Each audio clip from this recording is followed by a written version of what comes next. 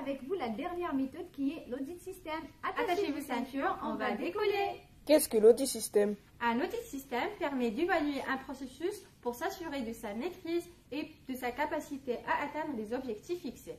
Il repose sur l'analyse de l'ensemble des éléments constitutifs du processus suivi de la rencontre, de la gouvernance, des représentants des usagers ainsi que de la rencontre des professionnels de terrain. L'audit système se différencie des traceurs ciblés puisque l'évaluation part de la compréhension du processus jusqu'à la vérification de sa mise en œuvre réelle sur le terrain. Pour cela, la Haute Autorité de Santé a défini 6 thématiques pour la méthode de l'audit système. Donc, nous allons retrouver le leadership, la qualité de vie au travail et le travail en équipe, l'engagement des patients, la dynamique d'amélioration continue de la qualité des soins, la maîtrise des risques et enfin la coordination territoriale. Comment se déroule la méthode de l'audit système? La première étape est la consultation documentaire. Selon la thématique évaluée, l'évaluateur consulte tous les documents nécessaires à son évaluation. Comme exemple, le projet médico-soignant, la politique qualité de l'établissement, le bilan des plaintes et des réclamations, le plan de formation, le plan de gestion des tensions hospitalières, etc.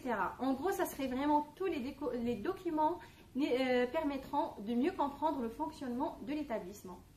La seconde étape est la rencontre avec la gouvernance sur une thématique donnée. L'évaluateur donc analyse la politique et les actions mises en place par la gouvernance afin de s'assurer de la capacité de l'établissement à atteindre ses objectifs et les résultats. Donc les personnes à rencontrer, ça peut être dans la gouvernance, ça peut être les directeurs, ça peut être le président de la CME ou la direction des soins.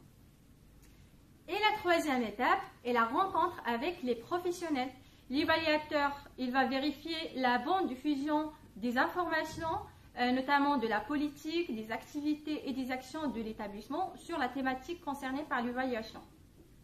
Pourriez-vous nous donner des exemples de questions possibles aux équipes de terrain sur le recueil de l'expression patient? Alors, on peut y avoir comme question, par exemple, est-ce que vous pouvez m'expliquer comment vous mesurez la satisfaction des patients dans votre service? Ou par exemple, est-ce que vous connaissez les derniers résultats des enquêtes de satisfaction? Toujours dans le déroulement de la méthode de l'audit système, on se retrouve avec la quatrième étape qui est la rencontre avec les représentants des usagers. Et toujours selon la thématique évaluée, les experts visiteurs vont rencontrer les représentants des usagers afin de s'assurer de leur implication dans l'établissement. Pourriez-vous nous donner des exemples de questions possibles aux représentants usagers sur le recueil de l'expression patient? Bien sûr, par exemple, considérez-vous avoir été accueilli et intégré lors de votre arrivée dans cet établissement? Si oui, comment? Connaissez-vous les résultats des différentes enquêtes de satisfaction, par exemple ISATIS ou l'enquête interne, et est-ce que vous contribuez à leur analyse? Avez-vous connaissance des plaintes et des réclamations? Est-ce que vous mettez en place des actions de sensibilisation et d'information à destination de patients pour la prévention et la promotion de leur santé?